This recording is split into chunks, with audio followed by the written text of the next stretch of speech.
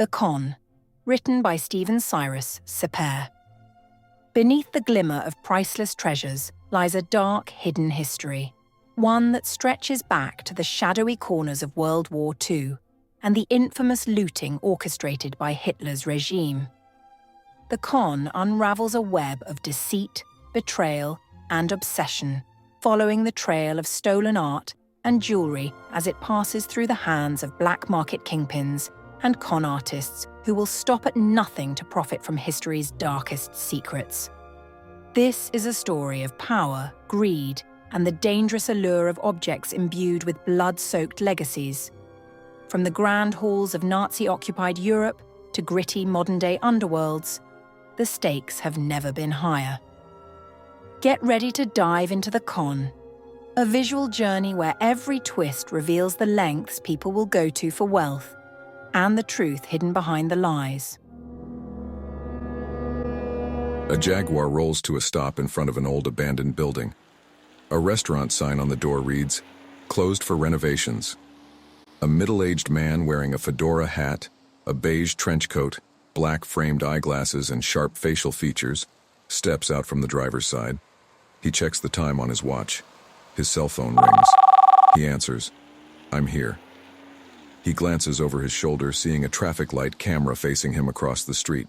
He drops his eyes and enters the empty building. A second man turns the corner. We don't see his face. He walks in expensive Italian leather shoes. He follows the first man into the building. A male prisoner, Lucas York, 50s, is escorted into a small, sterile room in handcuffs. He moves with a sense of style and arrogance. The guard removes the cuffs from his wrists.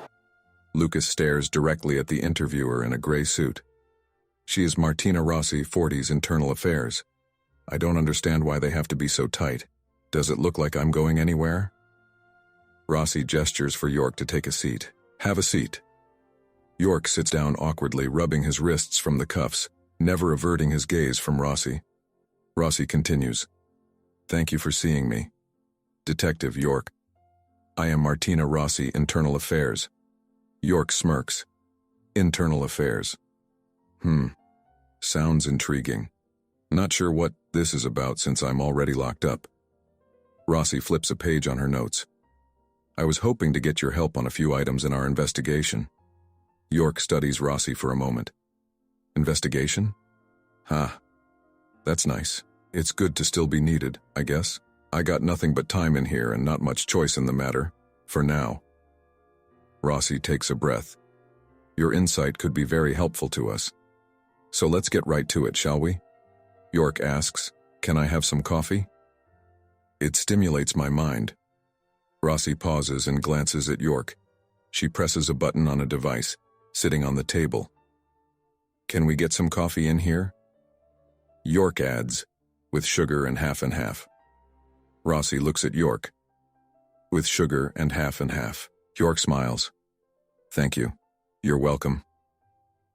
Rossi shuffles a few papers and clears her throat. I'd like you to take a look at a few pictures here. Tell me if these look familiar to you. Rossi pulls out a series of photographs of famous works of art by Van Gogh, Chagall, Manet, Picasso, Monet. The camera pushes in on a photo of a Monet painting housed in a warehouse.